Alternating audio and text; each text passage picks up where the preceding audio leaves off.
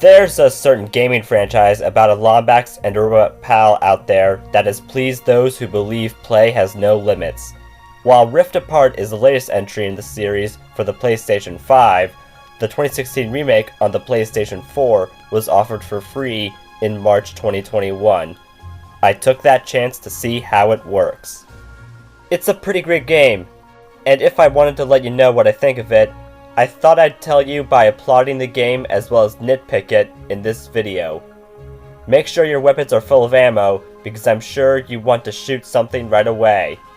Hey, I'm Owen, the Fiction Fanboy, and here's my good thing bad thing jig on Ratchet Clank for the PS4.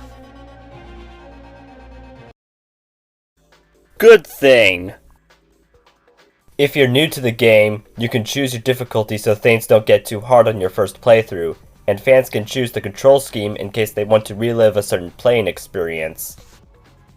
Bad thing. When Quark fears no one will hear his side of the story and Shiv asks to do so, Quark just tells Ratchet and Clank's tale. Has he been spying on them to get all the details? Good thing. The visuals in the game are so stunning, as each planet you go to looks very colorful and has these unique atmospheres, so nothing looks messy or anything.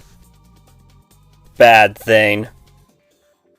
Apparently when you fall, even at some of the bottomless pits, Ratchet dies as if it was, to quote from a YouTube video I watched, "Like a foot, dude, that's like a foot, man!"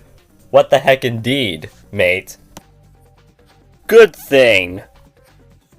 Some of the humor in the game did get me to giggle, and one of the funniest things for me was Quark adding a brain-eating zombie T-Rex to the story.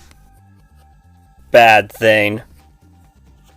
It's a bit inconsistent for cutscenes to change from movie graphics to game graphics.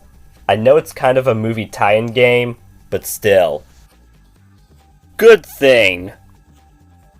I like how the swing shot acts like a beam since the game is basically in the science fiction genre. Yep, say goodbye to using some rope or metal chains for the times you need to cling onto something. Bad thing. Sometimes I want to use a weapon when I'm fighting multiple enemies, but I end up activating the swing shot instead, sort of making it hard to beat the bad guys. Good thing. The weapon selection is pretty rad. You got a mix of all sorts of tools to use, from the biggest ones that cause serious damage to wacky ones you should never underestimate. Bad thing. Though it can take a while to level all of them up, especially since some enemies don't respawn upon returning to the planets you beated them up in. Good thing. The Trespasser is a nice gadget used for cracking codes, and that would be making lasers activate lights without having gears in the way of the pointers. Bad thing. Although it's very easy to get confused in the process of doing these puzzles. Sure, there's the auto-hack, but try not to be a wimp. Good thing. You race on a hoverboard, and for each cup, bomb boxes get added at some areas to make sure there's some extra flair instead of just increasing the speed of your opponents. Bad thing. However, there are only 2 tracks and they didn't make it a multiplayer minigame. At least 3 tracks would have been nice so we have a Grand Prix. Good thing. Want to feel like a collector? You can with the holo cards. Don't forget, grab the 9 rare Rhino cards and give them to the dealer so he'll give you the Rhino gun. Bad thing. Apparently once you have the Rhino and see the dealer again, he'll offer a new Trespasser and ask for your selfie. That is just plain strange if you ask me. Off-topic thing. Seems Chris Pratt is the big celebrity voicing iconic animated characters, as he'll be Mario for Illumination's upcoming film, and Garfield for the motion picture in production. One thing in common is that they both love Italian food. One eats pasta, and the other, lasagna. Good thing. You gotta love the jingle you get when you obtain a gold bolt. It really feels so rewarding the second you grab one. Bad thing. There was, however, one gold bolt that is cleverly hidden in the Kalibo 3 racetrack, which makes the map kind of deceptive a bit. Good thing! It's nice how you can find Quark's lounge on the deplanetizer once you've defeated the final boss using the hologuise to wave at it. Bad thing. The stealth mission on the deplanetizer shall test you because the warbots will activate the sanitation field, which kills you in one hit if you're spotted. Good thing. Playing as Clank has you interact with gadget bots, bounce on them as trampolines, use them as batteries, or make bridges with them. Also throw bombs at enemies. Bad thing. There are only 4 sections in the entire game for the little bot though, not to mention you can revisit just 2 of them. Good thing.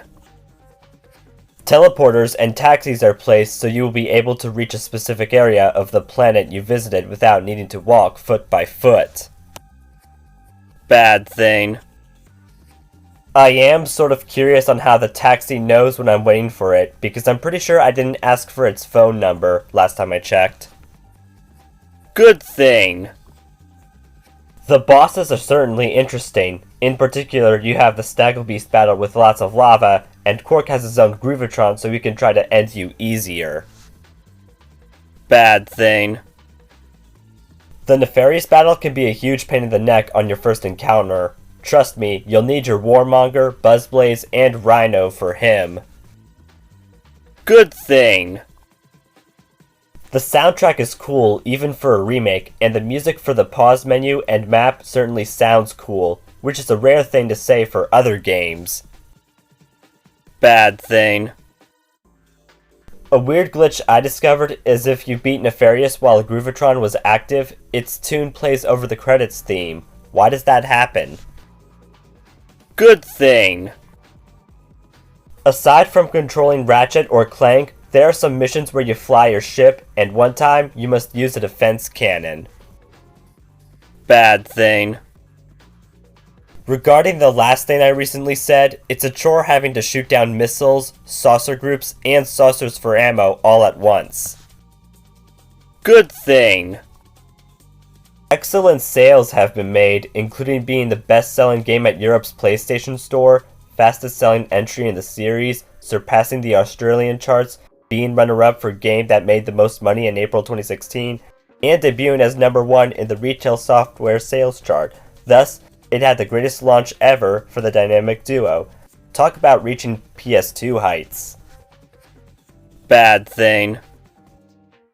It is unfortunate that we will probably never see the rest of the original trilogy get remade, since this game was based on the movie, which was an adaptation of the original classic, and that ended up being a total flop.